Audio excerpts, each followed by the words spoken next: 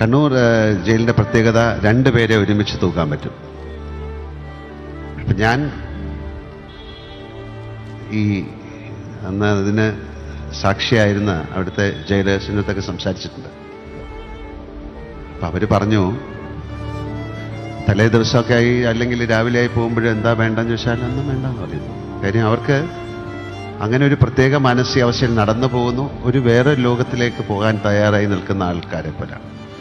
അല്ല സിനിമകളിൽ മാത്രമേ ഉള്ളൂ എനിക്കൊന്നും ഒരു പ്രശ്നമില്ല, ഞാൻ എന്ത് വേണം ചെയ്യാമെന്നൊക്കെ.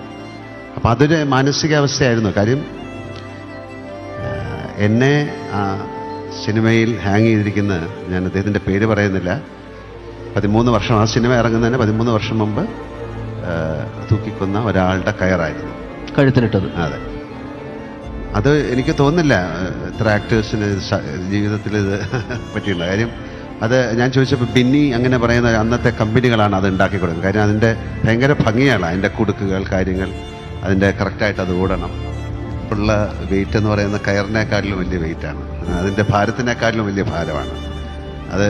അതിൻ്റെ മുകളിൽ പോയി നിൽക്കുമ്പോൾ അപ്പം ഞാൻ ഈ ഷോട്ട് എടുത്തുകൊണ്ടിരിക്കുമ്പോൾ ഞാൻ അന്ന് അവിടെ ഉണ്ടായിരുന്ന ജയിലർ, ഇതിൻ്റെ പേര് ഞാൻ പറയുന്നില്ല, ഞാൻ ആ ഷോട്ടിൽ നോക്കുമ്പോൾ പുള്ളി ഇങ്ങനെ കരയുന്നുണ്ടായിരുന്നു.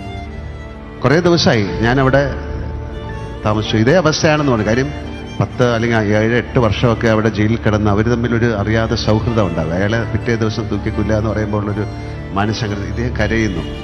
ഞാൻ ഷോട്ട് കഴിഞ്ഞ് വെച്ച് ചേട്ടാ എന്താ പറ്റി?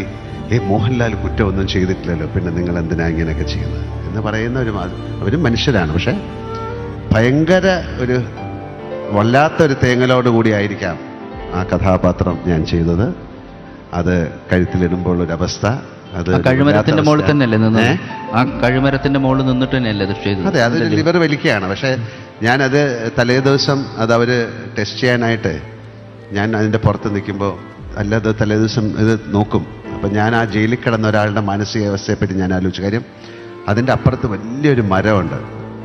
അപ്പോൾ ആ ലിവർ വലിക്കുകയും, ഇത് വലിയൊരു അയൺ ഷീറ്റാണ്, അത് വന്ന് ആ ഭിത്തിയിൽ അടുക്കിച്ചിട്ട് അതിൻ്റെ അകത്തുനിന്ന് ഒരു 1000കണക്കിന് കാക്കകളാണ് പറക്കുന്നത്. അതൊരു വല്ലാത്തൊരു അവസ്ഥയാണ്. അപ്പോൾ അത്തരം മാനസികാവസ്ഥയിലാണ് ഞാൻ സദ്യം എന്ന ചിത്രം ചെയ്തത്. അതൊരു വല്ലാത്ത സിനിമയാണ്.